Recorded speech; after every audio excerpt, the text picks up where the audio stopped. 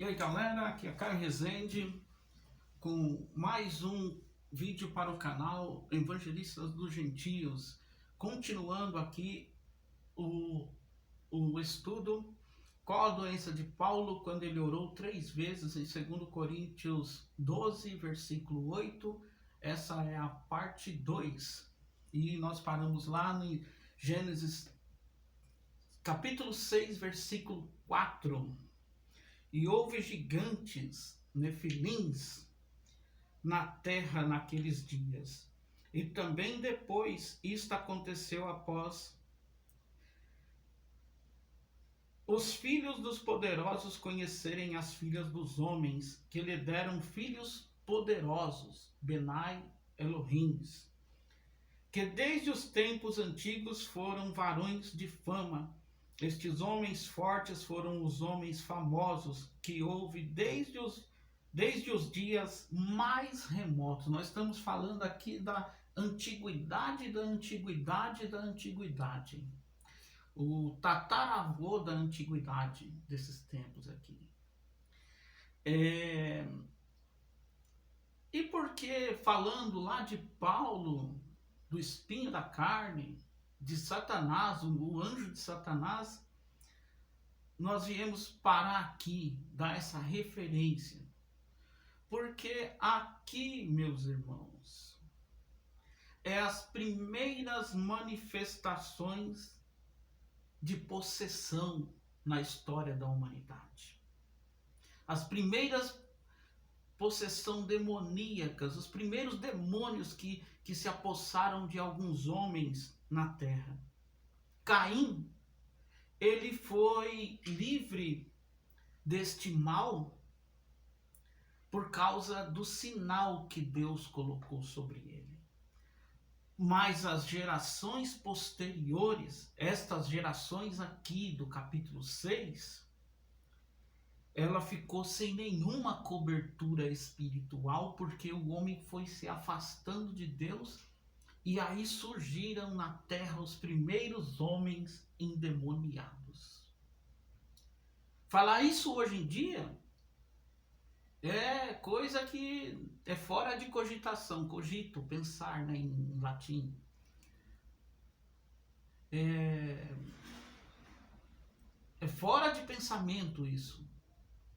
Porque hoje é tanto homem endemoniado na face da terra que mais um, menos um é banal. A gente nem sabe quem é endemoniado e quem não é.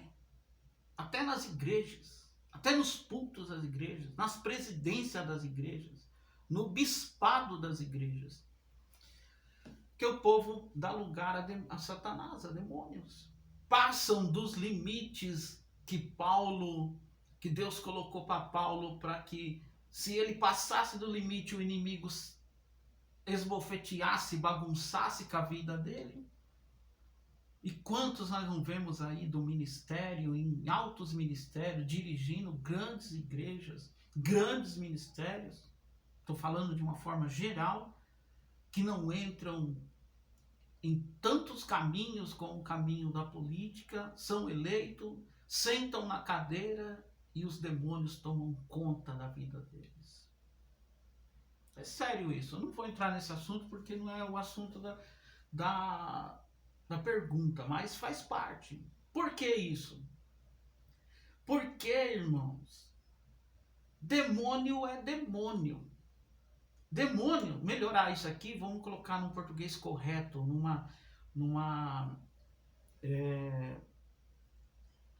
vamos colocar numa concordância verbal correta. Demônios são demônios, no plural. E demônios esbofeteadores, demônios que apossam de homens, que aprontam com homens, que cirandam com homens, como Satanás queria cirandar com Pedro, e Jesus rogou ao Pai para que o livrasse. Mas aí ele escapou, Judas não escapou. Demônios esbofeteador pode ter as mais diversas fisionomias, mas não deixam de ser mensageiros, anjos de Satanás. E era um desse que tinha liberdade da parte de Deus para esbofetear o apóstolo Paulo. E ali não é enfermidade, mas sim uma perseguição. Mas o texto mais à frente mostra que Paulo nunca quis dar ocasião a esse demônio e então pagava um preço muito alto de ter uma vida ilibada.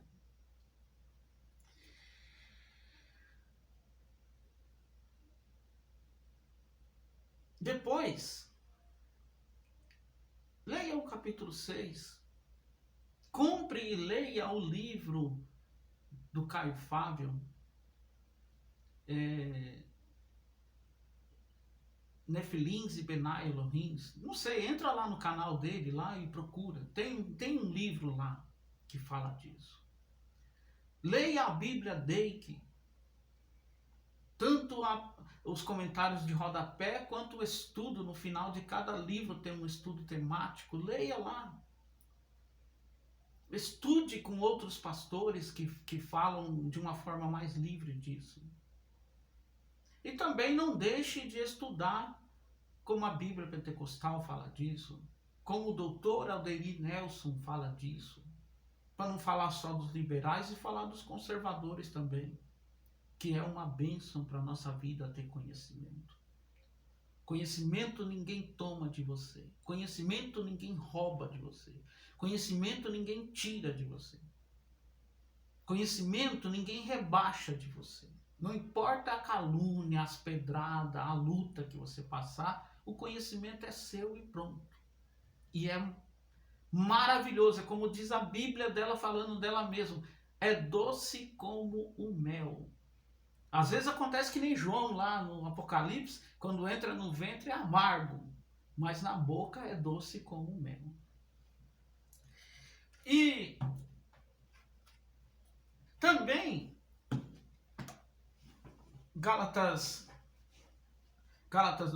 Gênesis 6, 4 e o próprio 2 Coríntios 12, 5, que fala ele conhecendo o limite dele também, né? A respeito de tal homem poderia gloriar-me em mim mesmo, mas não me gloriarei, senão nas minhas fraquezas. Paulo se autoconhecia como homem de Deus preparado e sabia como se comportar, não dando ocasião a Satanás. Mas isso trazia muito sofrimento, porque ser um homem sincero nesta terra de homens encerados, sincero vem também do latim. Os renascentistas, quando eles faziam aquelas estátuas como foi feito Davi, acho que é Davi de Michelangelo, não sei, eu não lembro agora, preciso repassar essa lição. O pensador de Rodin, né, que é abaixado assim pensando, né, um símbolo da filosofia renascentista e moderna, e perdura até hoje.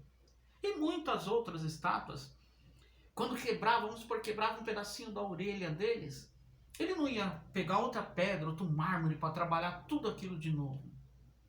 Ele pegava um pedacinho de cera, que naquele tempo era com bastante parafina, e enchia o lugar. Se fosse hoje, ele colocaria gesso no lugar, enchia o lugar, preenchia a orelha, para não ficar faltando um pedaço. E aí quando expunha aquela obra de arte e ia vender, as pessoas perguntavam para o artesão, para o artista: é sincero? É sincera? A sua vida é sem pedaço remendado, tampado o buraco? É por aí. É sincero. E ter uma vida sincera, sem remendo, desde os tempos do apóstolo Paulo como crente, produz muito sofrimento, muito espinho na carne. Não é fácil. Mas Deus nos dá livramento em todas elas.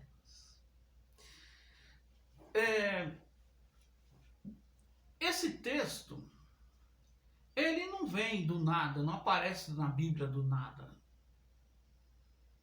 abre uma página do livro de Coríntios e está lá, sem nada, esse texto do versículo 8 do capítulo 12. Acerca disso, 3 vezes roguei ao Senhor para que o afastasse de mim. Esse texto, ele em si é o texto, do uso desse momento aqui, da instrumentação desse momento, mas ele tem também o pretexto e o contexto dele. Texto, pretexto e contexto. Eu poderia me arrastar para o capítulo 9, mas vou começar pelo capítulo 10 para encurtar, porque já está dando mais 15 minutos de novo. No capítulo 10, Paulo defende a sua autoridade apostólica em primeiro lugar. No capítulo 10, no capítulo 11, melhor, no capítulo 11, em segundo lugar, do versículo 1 até o versículo 15, ele expõe os falsos apóstolos. Pontuando no versículo 3, as personificações de Satanás desde a antiguidade. E olha que lá eu falei da antiguidade, né? E a personificação primeira que Paulo está pontuando lá, falando de Satanás, isso no capítulo 11, é a personificação, uma das maiores de Satanás, na serpente, quando ele enganou a Eva. Mas foi só lá a personificação? Não, ele continuou. E continua a personificação, suas personificações constantes, envolvendo até homens, como eu disse, que o camarada é um homem de Deus, é um bispo de uma grande igreja, ganha uma eleição, senta numa cadeira de vereador, de prefeito, de deputado, de deputado federal, e quando ele senta lá, um demônio toma conta da vida dele. Falta de vigilância também, né? Porque se você é eleito para um pleito desse, é empossado, não só isso, mas em qualquer coisa, você passa num concurso, aí você é empossado, a primeira coisa que você faz depois do seu chefe te mostrar o seu local de trabalho, você vai fazer escândalo lá no prédio onde você está, não, no departamento onde você está. Ora ali baixinho, repreende os demônios que está naquele lugar, que está sentado naquela cadeira. Fala com ele, fala com Deus, Senhor, eu sou teu servo, e a Bíblia diz que que os anjos são os meus conservos, então eu ordeno a eles que peguem esses demônios e levem para o abismo, e depois senta nessa cadeira. Não acredita nisso? Presta atenção, estuda aí. Vai para o seminário Osana lá. Eu cito o nome de pessoas, cito o nome de livros, cito o nome de Bíblias, cito o nome de outros canais, mas eu não. Como a menina me falou há pouco tempo atrás, numa discussão, você está pensando que você é o quê? E eu disse para ela, eu não sou nada. Eu não sou nada. Eu sou Caio Rezende, eu estudei pela misericórdia do Senhor Jesus. Antes disso eu era nada, mais nada ainda, porque até lá na minha adolescência, com 17, 16, 15 anos, 18, 17, eu tinha uma equipezinha que saía para pichar de madrugada, às vezes na cidade aqui do ABC, em São Paulo, e até lá eu era nada, porque o nome da equipe era Os Nadas. E a minha mãe, diaconisa Sebastiana, ela falava isso para mim e para o meu irmão. Vocês são nada mesmo, vocês estão certos, vocês não são nada. E assim é todo homem que é sem Cristo, é um nada. E também eu não ganho nada com isso, e não é pretensão de ganhar também. É um prazer ensinar. Esse mesmo texto aqui, em algum lugar nesses capítulos, fala disso. Fala lá o de Gálatas, fala daquele que tem instrução, compartilhar com o que não tem, o que não é instruído. E ele continua nessa personificação.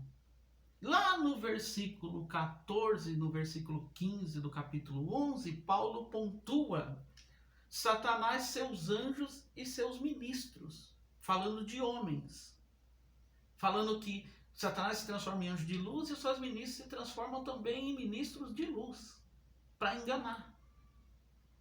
E a partir do versículo 16 até o fim do capítulo, ele pontua todo o seu sofrimento pelo Evangelho, falando da sua origem, dos seus trabalhos, dos riscos que correu. Mas ele termina falando que em tudo isso Deus deu livramento para ele. E aí ele fala, e sobre isso eu vou... A Bíblia está aberta aqui, eu só vou virar a página para ver. Versículo 1, capítulo 12, versículo 1 de 2 Coríntios. Certamente não é vantajoso gloriar-me, mas passarei as visões e a revelação do Senhor. Depois desse pretexto e desse contexto, é que ele chega no texto que vai sair no mensageiro de Satanás e na oração de 3 vezes para Deus o livrar.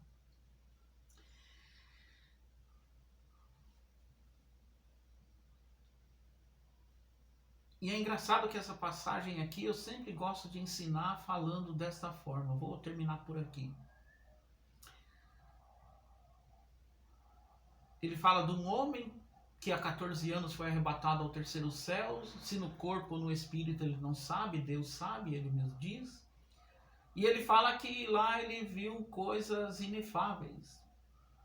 E um dos significados de inefável é que é inexplicável. Então ele viu coisas inexplicáveis, infaláveis, indizíveis para os homens. É a linguagem do doutor falando, né? Escrevendo. A gente vai em João 3,16. João fala a mesma coisa a respeito de Cristo.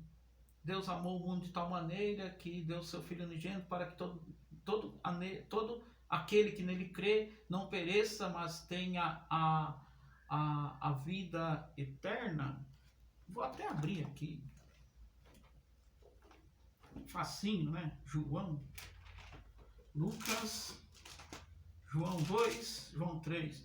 Porque Deus amou o mundo de tal maneira que deu seu Filho unigênito para que todo aquele que nele crê não pereça, mas tenha a vida eterna.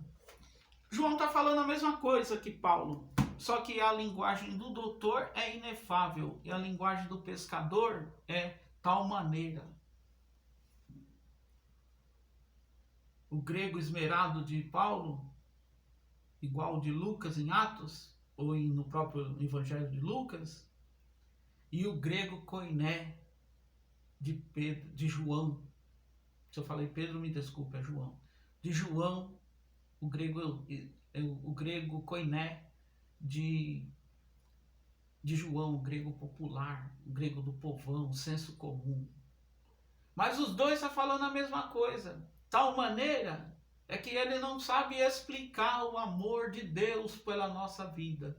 Inefável que Paulo não sabe explicar as coisas maravilhosas que a ele foi revelado no céu. O que não era lícito naquele momento, né? Que nós não estamos preparados para conhecer toda a glória de Deus ainda. Mas em breve a trombeta vai tocar. Nossos corpos vão se transformar e nós vamos subir e encontrar com ele nos ares. E aí, irmãos, nós iremos ver toda essa glória inefável a partir da Nova Jerusalém Celestial. Deus abençoe a todos. Deus abençoe o irmão que fez esta boa pergunta.